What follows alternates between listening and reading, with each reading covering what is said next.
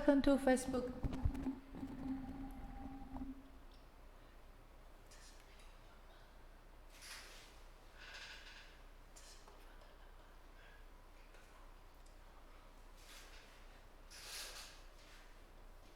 Hello. Hi, everybody.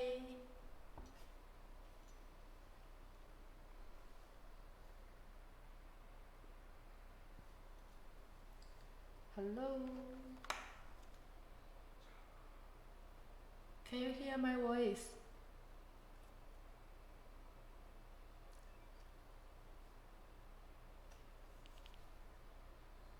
Hi.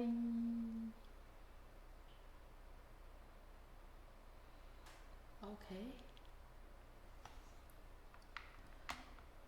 Welcome to SPOTO Live. I'm your friend Judy.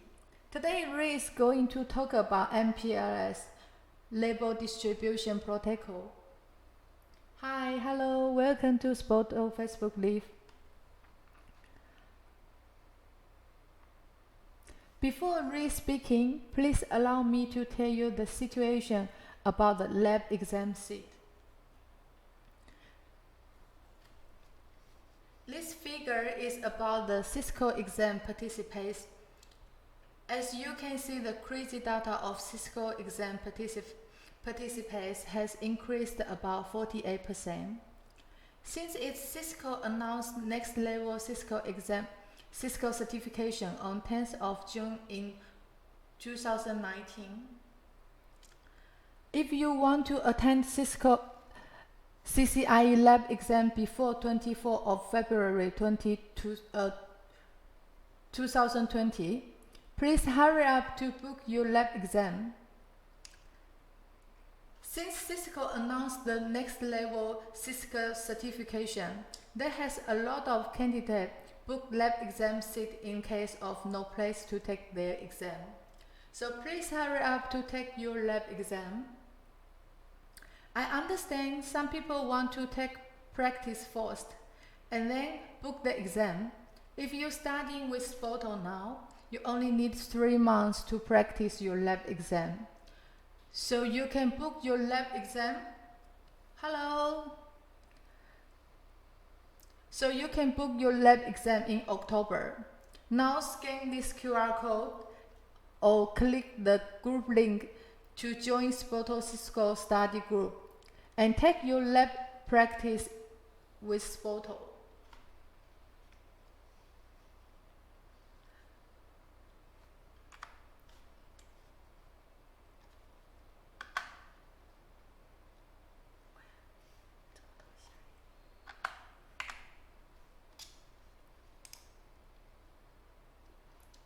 Now let's take Dubai, Bangalore, Brazil, and Tokyo as example. There are many labs, whether fixed or mobile, are fully booked in those countries. There are few lab seats in Tokyo in November. Here, just few in Tokyo. If you want to know more CCIE lab exam information, text me on WhatsApp. Here, you can scan here. I'm SPOTO Cisco Study Group admin Judy. If you want to find me, you can scan this. You can scan here. I'm waiting for you on WhatsApp.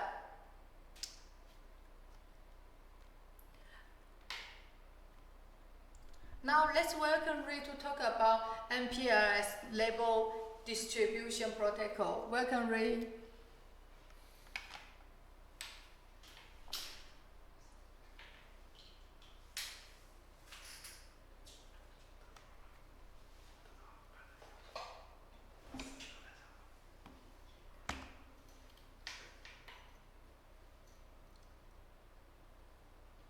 Hello.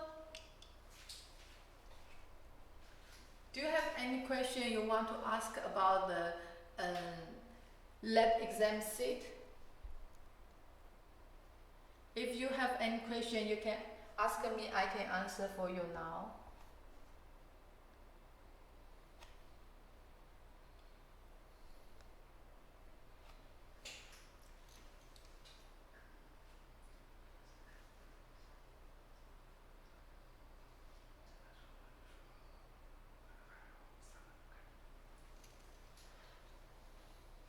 still have 3 minutes to start our today's topic.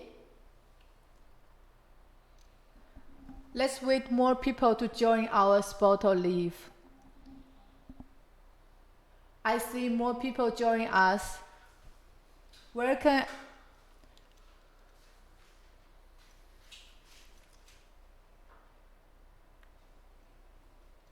Do you have any question you want to ask?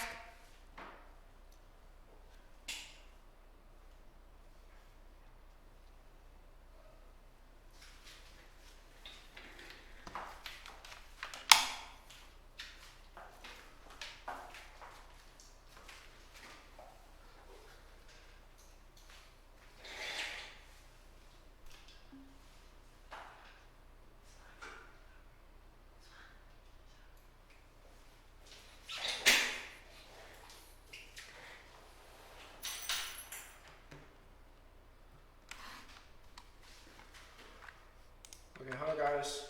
Today's lecture, my name is Ray. So today we are going to talk about the protocol called the LDP protocol. Sorry, the name is the LDP. Like this. This one. So let's just divide for 1 minute so we can begin our today's live class about the MPLS, about the label distribution protocol. So if you have any question about the MPLS, you can find us on the YouTube. So okay, I can show you here. You can find the replay and find our live class on the YouTube. Okay, just like this. You just need to search. Okay, sorry. So I just used the PowerPoint to show you this. Okay, if you don't have the time to watch our live class, you can just use the Facebook or the YouTube to find us. So if you like to use the Facebook, you just need to search the SPOTO CCIE Club and to follow us.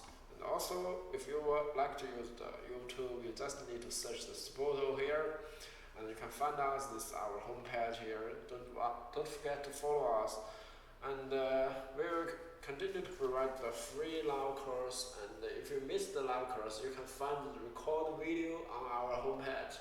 Okay, so don't miss the video, it's very important, and also we will provide you some breaking out news, just like the Cisco updates, the certificate system. So if you follow us, you can see the news on our homepage, okay? So this is our SPOTO here, and today we are going to talk about the LDP protocol here, and in the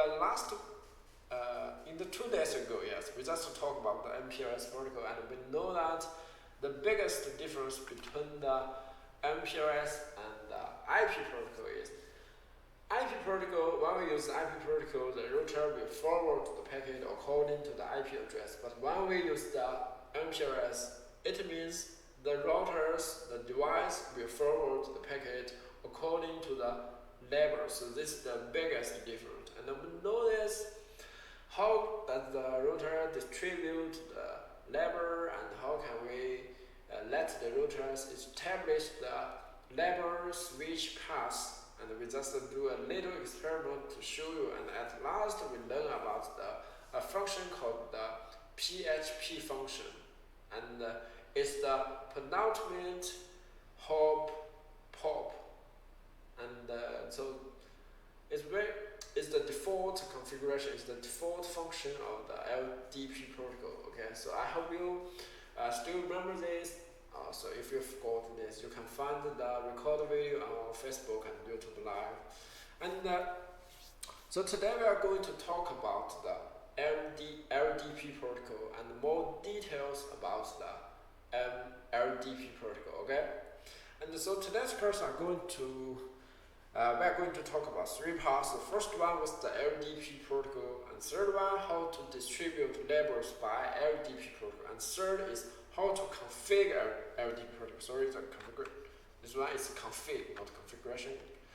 And so first, I think some of you have know something about the MPLS network, and so we need to know this topology is just like we have 5 routers here, 5 routers, A, B, C, D, E, yes, and between B, C, D, they are using the MPLS protocol, and RTA and RTD is the normal routers with the routing protocol, so maybe OSPF, and BCD are using the MPLS. So we have an area called the MPLS network with the green color. Yes, you can see this. These 3 routers with the green color. It means between these 3 routers, the packet will be transmitted according to the labels.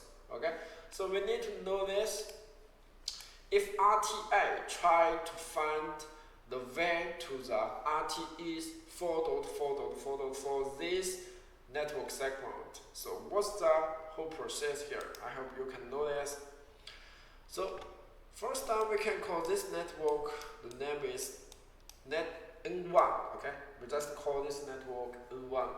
And RTA wants to visit N1 network, and RTA will send an IP packet. So RTA will search the routing protocol, the whole routing protocol, and find all the entries that can match the destination network segment, and select the routing, select the entries that with the longest mask. Okay, I will still remember this. We talked about it in the last live class 2 days ago. Okay, I hope you still remember this. The first RTA will send the IP packet according to the IP routing table. Okay, according to IP routing table, and then the RTA will send this IP packet to RTB here. Okay, we'll send it to RTB. So when RTB receives this IP packet, RTB will find the network.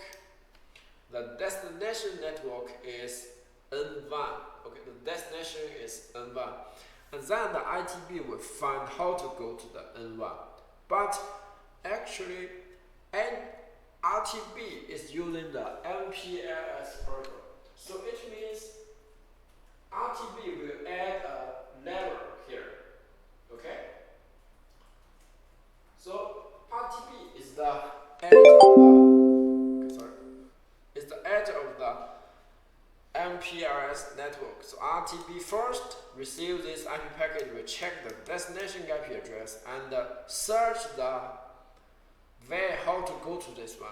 And RTB first will check the forwarding table to find the way to N1, and then RTB will find this packet will be forwarded according to the label. So it means RTB will add a label between this IP packet. So we can find here between RTB and RTC, we have an MPLS header. So maybe for this header, the label is 20 here. Okay. And then RTB will forward the packet according to the MPLS forwarding table. So this packet are going to RTC. And so RTC receives this packet, will check the labels here. So RTC will find this label means the destination is N1. And then RTC will remove this label. So remember this, RTC will remove this label at first. Okay, remove this label and then add a new label. So maybe this label is 19 here. Add a new label. First, RTC remove the label and add a new label. So we'll forward it to RTD through this interface to RTD. So when RTD receives this packet, so RTD will find the destination is N1, but RTD finds the next hop is the normal routers.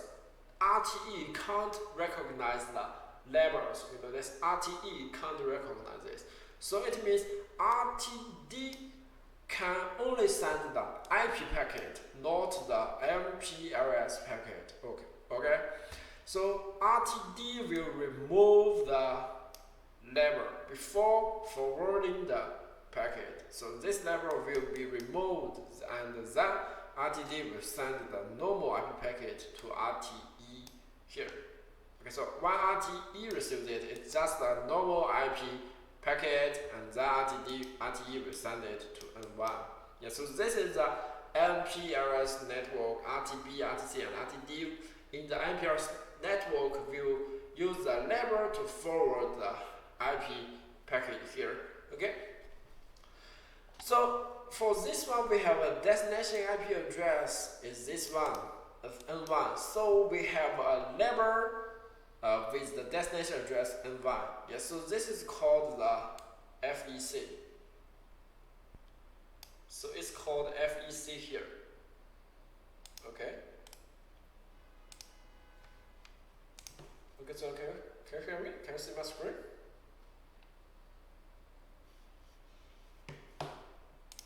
So this one is called FEC here. And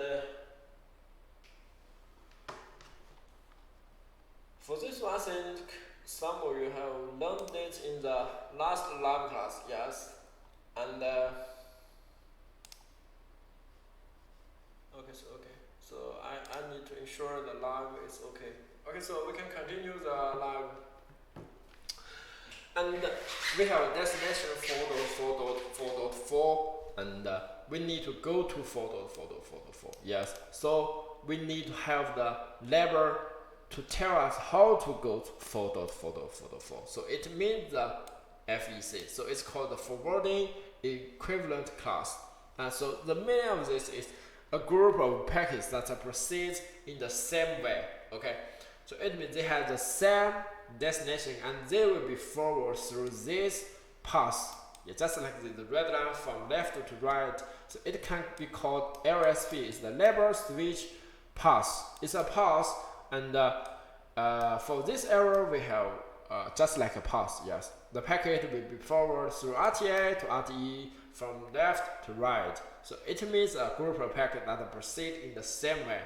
So our MPLS network, all the packets to the same destination address belong to the same FEC. Okay, so we can see here all the packets to the N1 network belongs to the same FEC. Okay, so this is the definition of the FEC. We need to know this. Maybe some of you will ask you, so hey guys, do you know what's the FEC? So you can tell him. Yeah, you can tell him just like this. All the groups to the same destination belongs to the same FEC. And also we have different ways to divide the FEC. Okay, we have different ways. So maybe according to the MAC address, maybe according to some other things. It's also okay. But usually we use the same destination address. Okay, so this is called the MPLS network, and we know that in the MPLS network we need to use the label, and the packet will be forwarded through the LSP, and we have a definition called the FEC here. So this is the basic knowledge of the MPLS. So for this, we want to know the LSP, so we need to use the different ways to establish the LSP. So this is called the LSP Establishment. Yes. And in the last class we just talked, we have two ways. The first way is the static, and the second way is the dynamic. We have two ways, just like the routing protocols, the static routing protocols and the dynamic routing protocols. And actually we just talk about the static LSP. When you try to configure it, it's too hard for you to do this because it can't change automatically or according to the change of the network. You know this? Maybe your network is changing and you are changing the IP address, you are changing the position of the device. So, but the static LSP can't change automatically. And also if the network is large, we need to configure it for a very long time. It's very hard, yes. It's a large work. And then we usually use the dynamic LSP. It means we can just configure the protocol to enable the protocol to let the different routers can exchange the label information with each other so that they can calculate the path automatically. Yes, they can calculate it automatically and we don't need to configure it manually. And so this is called the dynamic LSP. So in the real network we usually use the dynamic LSP. Okay, and for the dynamic LSP we usually use the LDP protocol. It's called the Label Distribution Protocol. So today we are going to learn some details about the LDP protocol, and the whole process just like this one, just like this. We can see this topology, 4 different routers here. We have a network, maybe called N1 here. So if ABC wants to visit N1 network, so it means ABC needs to know the label, needs to know more information about the N1 network. So RTD will send this information, most about the labels, yes. We'll send the information to RTC and to RTB and to RTA. So just like this one. So maybe RTD will tell the RTC, you are the penultimate routers. I'm the last one. RTD is the last one. RTC is the penultimate routers. So your out label for N1 is 3. I hope you still remember this. This is a special label called the POP label. So it means when RTC find the out label is 3, so it means RTC will realize it's the penultimate routers. And RTC needs to remove the labels and then send it to the last router RTD to reduce the pressure of the last router. Okay? So this is the function of the penultimate penultimate hop pop. Okay? And for this one, RTC receives this level information, and then the RTC will generate a new level as 18 and tell RTB. So if you want to go to photo 4, your out level is this one, and your out interface is this one, your out your next hop is this one. So also RTB will do the same thing to tell RTA like this. We know about this one, just like this, yeah. So maybe it's easy to understand this. LDP just can let the RTD to send the label information to CBA, and according to this FEC is 4.4.4.4.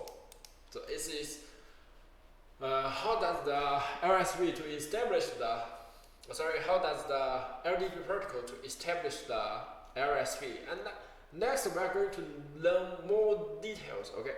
So first one is actually in our network, in our routing and switch, all the protocols, when you try to configure them, yes, you need to know the working principles of all the principles. So you will find that actually all the protocols need to establish a relationship before they are going to working. Okay. So it means at first, when you finish the configuration, when you finish config the LDP protocol, so at first the routers will try to establish a neighbor relationship. Okay, they are going to establish a neighbor relationship. And so we can see here, we just talk about when you try to configure the LDP, you need to configure the root ID. Yes, just like in the OSPF, we need to configure the root ID.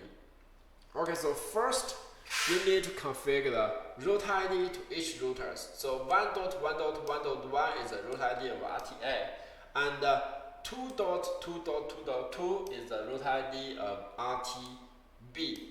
Okay, so first we need to know the definition of the root ID. It's just like the name of the different device. Okay, and this name is unique, yes. It means RTA is 1.1.1.1, so there can't be another router has the same root ID with RTA. Okay, so it means all the root IDs are different. They can't be the same. So remember this. And the root ID is used to indicate the routers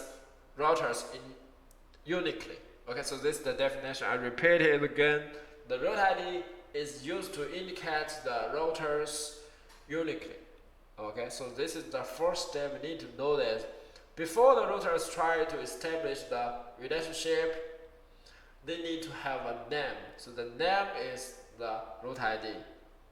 And then the routers will send the hello to each other. So this is the hello packet. And just like you and your friend, so before you become friends, you need to talk to him. So maybe the first word is hello, yes, and he replies hello, and then you become friends just like this. So before RTA and RTB is the same. RTA send hello to RTB, and RTB, we can see here, RTA send the hello packet to RTB, and also RTB will reply the hello packet. Okay, so they are trying to be the friend. Okay, so they are trying to be the neighbor, and in this hello packet, we can find we have information called the transport address 1.1.1.1, and also RTB we have its transport address 2.2.2.2. Okay, we can find here in the default mode. The transport address is equal to the route ID. Okay, remember this. In the default one, the transport address is equal to the route ID. Also for B it's the same, so we can find here. So transport of RTA is 1.1.1.1, transport for RTB is 2.2.2.2. And so when they exchange the hello packet, they will compare the transport address because they will use this address to establish the neighbor relationship. They will compare it, okay? And so this is the first two packets. They use the hello packet to discover the neighbors and try to establish the LDP sessions. Okay, we need to know this. Send the LDP link hello message, and so for the LDP protocol, each 5 seconds the router will send the hello packet. Okay, we can see it. It's predictedly it's 5 seconds, so the predict is 5 seconds, and then they will compare the transport address. So they can just compare this, and we can find the value of this RTB's transport address is larger because it's 2. Yes, just this one is 1, so this one is larger. And so RTB will first send the TCP packet to RTA because RTB has the larger transport address. So about this one, RTB will try to establish a TCP connection with RTA. So this 3 packets is the whole process, how to establish the TCP connection. Okay, so this is called the LDP establishing the neighbor relationship. So this is the first process here. We need to know this. We have the hello packet and we have the route ID and the transport address. So when we try to configure the LDP, you need to configure the route ID. So actually you need to ensure the route ID must can be reachable. Okay, I hope you still remember this. And then after the routers establish the neighbor relationship, they need to distribute the labels. Yes, so next we are going to see more details. So first one is about the label advertisement. So this one is very important. And for the LDP protocol, we have 2 modes here. 2 modes about the label advertisement. So first one is the download stream on solicited. Okay, so this is called DO, and this one called the downstream on demand. This one called DOD, called DOD. And then we are going to see the difference. So first one is called DO. It means we have 4 routers here, and then RTD with the N1 network. Okay, so for this one, RTD will check its own routing table and will find it has the information about the N1 network, so that RTD will send the label information automatically to the upstream router. So it means RTD will send the label relationship to RTC automatically. Okay, so this is called the DO. So it means just like this. You can think like this. You have 4 routers, and first you configure the IGP protocol to let them communicate with each other, and then you want them to communicate with each other with the labels, so that you configure the LDP protocol and enable the MPLS IP here, and then RTD will check its own routing table to find this network segment, and then RTD will send the label to its upstream automatically. Okay, so this is called the DO. D will send it to C, and C send it to B, B send it to A. Okay, so this is called DO. And then the next one is called the downstream on demand. It means when you configure the IDP, when you finish configure the MPLS LDP, but RTD will not send the label information to RTC. So maybe you want to know, so why? Yes, so why? So how can he send it? So RTD must receive a request so that RTD can send the label relationship. So just like this one, finish configure the IDP and finish configure the MPLS LDP, and this, so the network segment is the same. And then RTA wants to visit N1, yes. You know, the first one, RTA wants to visit N1, so that RTA try to find out the labels about how to go to the N1, how to go to photo 4, so that RTA will send the request to RTB, so that we can see here upstream request labels from downstream. So RTA will send a request. So just like, so hey guys, tell me the labels about the N1. Okay, so when RTB receives the request, so RTB will find, I also don't know about this, yes. I also don't know how to go to the RTD's N1. So RTD will also do the same thing. RTD will talk it to RTC. Yeah? Hey guys, tell me how to go to the N1. Okay, so RTC will find out, hey man, I also don't know that. So that RTD will still going to ask RTC will still going to ask RTD here. So when RTD received the request, he found out that RTC wants to visit N1, so that RTD will realize, oh, all of you wants to visit my network segment N1, so that RTD will send the label information to RTC here. Okay, you know that?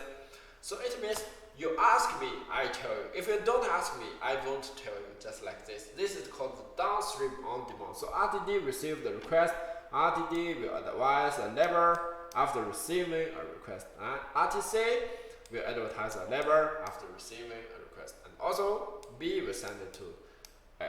So this is the two different ways to advertise the labels. So first one is called DO, it's the downstream unsolicited, and the second one is the downstream on demand. We have two different modes to advertise the labels, and remember this. The key point is this one is the default one. Okay, this one is the default one. It means when you try to configure the LDP, the routers will send the label information automatically. So this one is the default one. Remember this? Okay. So actually in our network, we seldom change the modes. So you need to know the default mode is the DU. So this is the first one about the label advertisement. So the next we need to know something about the label distribution control. So we also have two different modes. Maybe some of you want to know. So hey guys, what's the difference? So let's see the difference here. So first one is called the independent. This one is called independent, and second one is called the order. So for the first one is independent, and we need to know here we have the same topology here, the same N1 network. It means RTA, RTB, and RTC wants to visit N1, and in this situation, RTD will send the label to RTC here, yes, and RTD will check its routing table and find a network called 4.4.4.4 and send it to RTC. So when RTC receives it, and it will find know the label information about the N1 network, so RTC will send it to RTB. But actually, it's not like this. So in the truth is, if RTB wants to visit the N1 and also other router wants to visit N1, so RTD will check its own routing table. Okay, check the routing table. RTB know the routing table, the route information about the 4.4.4.4. So RTB will send the label information automatically to RTA. So it means RTD don't need to receive the label information from RTC, so that RTD can send the label information directly to RTA. Okay, so this is called the independent mode. So I repeat it again. So just like this. So RTC has the routing information about the about N1. It's 4.4.4.4, and actually we know this. This network is directly connected to RTD. So maybe some of you will think about this. So only RTD can distribute the label to RTC, so that C can distribute to RTB. Not like this. If you are using the independent mode, so it means RTC has the routing information about 4.4.4.4, so that before RTC receives the label information from RTD, RTC can send the label information to RTB directly. Okay, so it means RTC sends the label information directly to RTB, then RTC receives the label information from RTD. This situation is okay because we are using the independent mode. It means all the routers can assign, can distribute the labels independently. So this is called the first mode, the independent. And for the next one is called the ordered. It's called ordered. So this is the default mode. This is the default mode. For this one is the default. Maybe some of you will think this one is good. Yes, actually in the truth, this one is good because N1 is RTD's network segment, so that RTB can't actively assign the labels to RTB because only RTC receives the labels from RTD, so that RTC can distribute the label to RTB, and so when RTB receives the label from RTC, so that RTB can send it to RTA. So this is the order from the downstream to the upstream. It is ordered. Okay, so remember this. This one is the default one. It means the labels must be distributed from the downstream RTD to the upstream RTA, hop by hop. They are ordered. Remember this: D to C, C to B, B to A. Okay, so this is the default mode, and we can see here we talk about the independent mode. This mode, they are not ordered. We just said RTC can directly send the label information to RTB, and the B can directly send it to RTA. And for this mode, we have some disadvantages. So maybe just like this. So C send it to B, B send it to A. So when A try to send the packet to N1, so I will find it has received the packet from RTB, so I will send it to B, but also B can send it to C, but we will find it here. The biggest problem is RTC still not received the label from RTD, so the packet will be discarded. Okay, so in this RTC, the packet will be discarded because RTD still not distribute the packet to RTC here. So this is the disadvantages about the independent mode. Okay, so in the label distribution control, the ordered one is the default mode. Remember this, the ordered one is the default mode. Okay, and then the last details about the label retention is just like this one. The topology is a little different, yes, here, not like the 4 routers. We have 5 routers here, and for this here, the difference is we have another routers, maybe we can name it is, sorry, the name is RTE here. So the name is RTE. And we can find, we have a question here, yes, a question. Yes, when RTD trying to assign the labels to RTB, yes, maybe the label is 17, we can find here. The label is 17. And also RTC will send the label to RTB, okay? So RTC will tell RTB, your out label is 18 and destination is this one. And then RTC will also distribute the label to RTE here, and I'll tell him the label is 19. And then RTE will send the label to RTB, the label is 20 here. So we can find here, RTB has two paths to RTE. Yes, the first one is like this, and the second one is like this. Yeah, we have two paths. And also RTB can receive the labels from RTC and also from RTE. So in this point we have two questions here. We have two questions here. RTB can receive the labels from RTC, and also RTB can receive the labels from RTE. This one is 18 and this one is 20. They are the difference. And we have two modes. The first one is the library, and the second one is the conservative mode. It's conservative mode.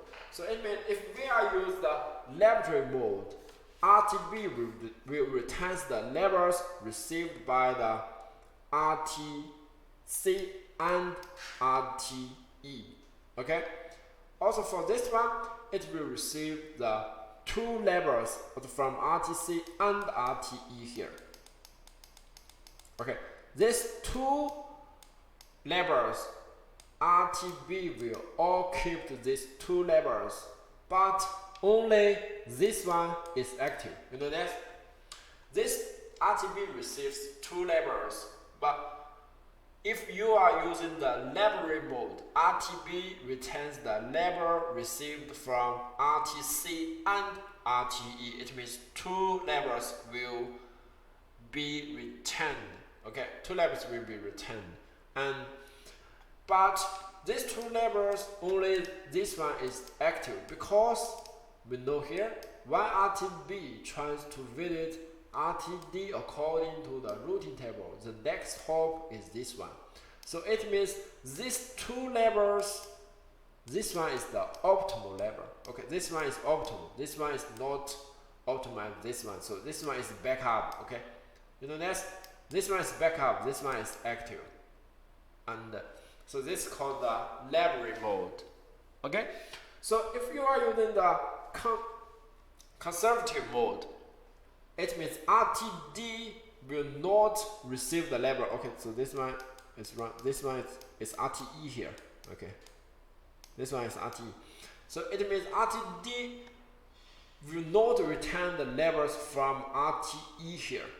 So it means the label 20, the RTB will discard it, because the label received from RTC is optimal, because the next hop of the routing protocol to the destination 4.4.4.4 is this interface. It's this next hop. So this one is optimal, and this one is not the optimal one. So this label will be discarded. Okay, so this label will be discarded. And we have these two modes here, so we do a summary. So first one is the library mode. One RTB receives two labels.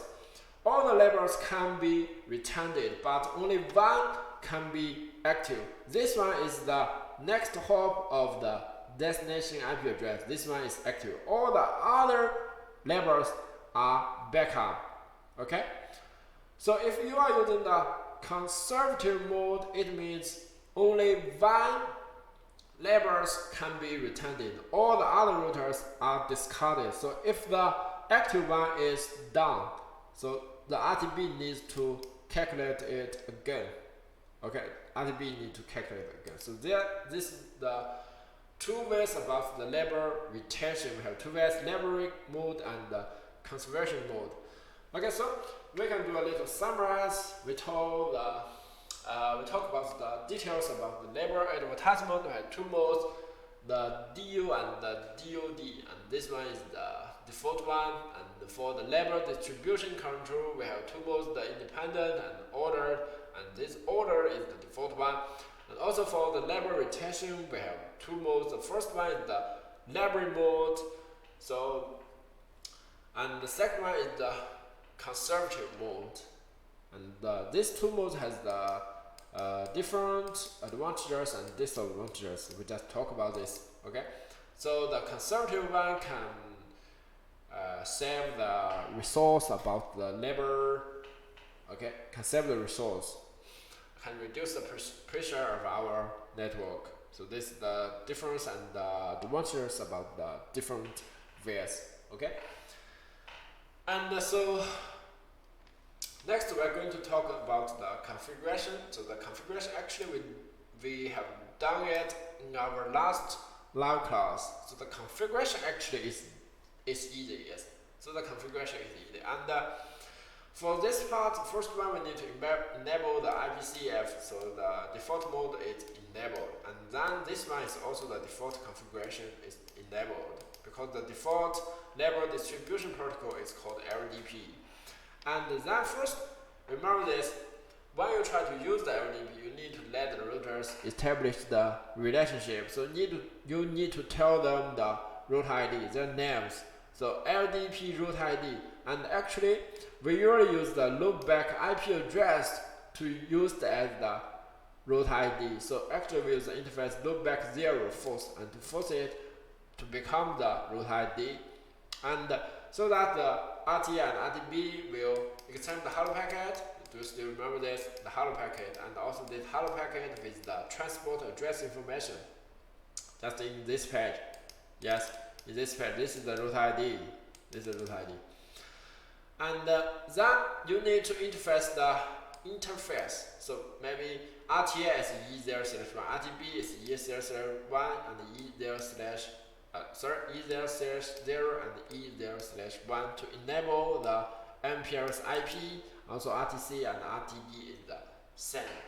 And two principles are very important. So first one, you need to deploy the IGP protocol. So maybe the OSPF, the RIP, you need to configure the IGP protocol to let the routers can communicate with each other. And the second one is ensure that the LDP route ID is reachable.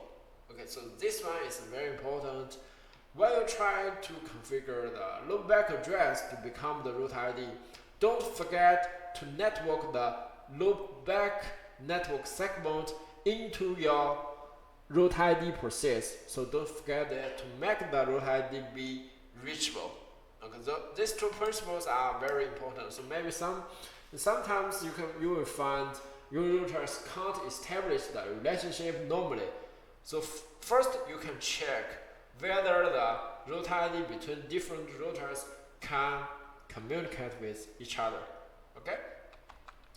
And then that's all for our today's live class about our MPLS details. And actually the details actually is not so difficult, but you need to spend some time to learn it, to remember this, and to try to participate in it. Okay?